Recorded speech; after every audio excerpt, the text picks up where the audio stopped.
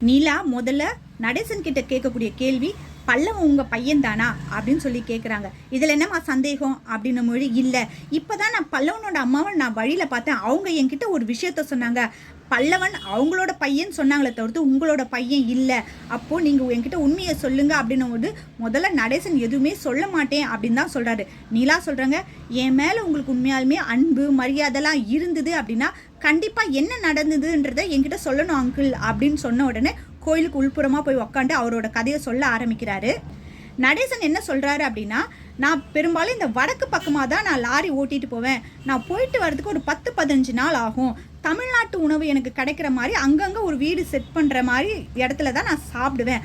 அது மாதிரி குஜராத் பக்கம் போகும்பொழுது பல்லவனோட அம்மாவாக இருக்காங்க பார்த்தீங்களா, அவங்க ஹோட்டலில் தான் நான் போய் சாப்பிடுவேன். பல்லவன் அப்போ சின்ன கை குழந்தைய அந்த அவங்க கிட்ட விளையாடிட்டு இருந்தாப்புல, அது மாதிரி ஒரு முறை போகும்பொழுது பல்லவனோட அப்பா இறந்துட்டாரு.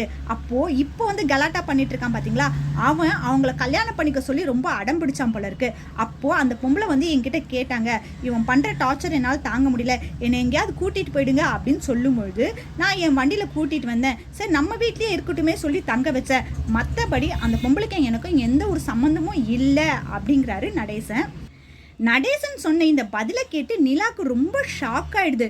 அங்கிள், அப்போ பல்லவன் உங்கள் பையன் கிடையாது, அவங்களுக்கு உதவி செய்யணும் அப்படின்ற நோக்கத்துக்குனால தான் நீங்கள் அவங்களை இங்கே கூட்டிகிட்டு வந்திருக்கீங்க அப்படி தானே அப்படின்னும்பொழுது, ஆமாம்மா, பல்லவனும் வீட்டில் இருக்கக்கூடிய பசங்க கூடலாம் நல்லா சிரித்து பேச ஆரம்பிச்சிட்டான். என்னையும் பார்த்து அன்பாக சிரிக்கும் பொழுது அவனை எப்படி நான் வந்து விட முடியும்? அதனால தான் பசங்களோட பசங்களாக வளரட்டும் அப்படின்னு சொல்லிட்டு என் பையனாவே வளர்க்க ஆரம்பிச்சிட்டேன் அப்படிங்கிறாரு. நிலாக்கு என்ன சொல்கிறதுனே தெரியல. கிட்ட வந்து உக்காண்டு நடேசன் கையை பிடிச்சிக்கிட்டு, இது வரைக்கும் உங்களை நான் என்னவோ நினச்சிட்டு இருந்தேன், ஆனால் ஒருத்தருக்கு உதவி செய்கிறதா போய் அவங்களோட பையனை இது வரைக்கும் உங்கள் பையனாக நீங்கள் வளர்த்துட்ருக்க நினைக்கும் போது எனக்கு எவ்வளோ இதுவாக இருக்குது தெரியுமா அப்படின்னு சொல்லிட்டு பெருமையாக பேசிகிட்டு இருக்காங்க. அப்போ நடேசன் சொல்கிறாரு, இந்த விஷயம் வீட்டில் யாருக்கும் தெரிய வேண்டிய அவசியம் இல்லை, நான் தனியாக வீட்டுக்கு கிளம்பி போகிறேன், நீ வண்டியில் பத்திரமா வீட்டுக்கு போ அப்படின்னு சொல்லிட்டு அங்கேருந்து நடேசன் கிளம்புறாரு.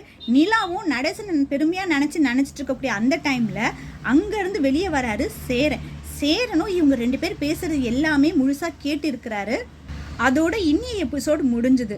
நார்மலாக நடேசன் முதல்லேருந்து எப்படி ரூடான மனுஷனாக இருந்தார், எல்லார்கிட்டையும் ரொம்ப கெட்ட பேர் வாங்கியிருந்தாரு. பொண்டாட்டியை சாவடிச்சவன், வீட்டில் பொம்பளைங்க தங்காத வீடு, 2வது பொண்டாட்டியும் வந்துட்டு ஓடி போயிட்டா அப்படின்ற குற்றச்சாட்டெல்லாம் வாங்கிட்டு இவ்வளோ நாள் அமைதியாக இருந்த நடேசனுக்கு பின்னாடி இவ்வளோ ஒரு நல்ல கதை இருக்கிறத நீலா வெளியார்கிட்ட சொல்லுவாங்களா? இல்லை அவங்க சொல்லலைனா கூட சேரன் என்னைக்காவது ஏதாவது ஒரு பிரச்சனை வரும்பொழுது வெளியே சொல்லுவாரா அப்படின்றத இனிமேல் நம்ம பொறுத்திருந்து தான் பார்க்கணும். நடேசன் அவரோட கதையை சொன்னதுக்கப்புறம் அவரோட கேரக்டர் எவ்வளோ மதிப்புக்குரிய கேரக்டராக மாறி இருக்கு இல்லையா?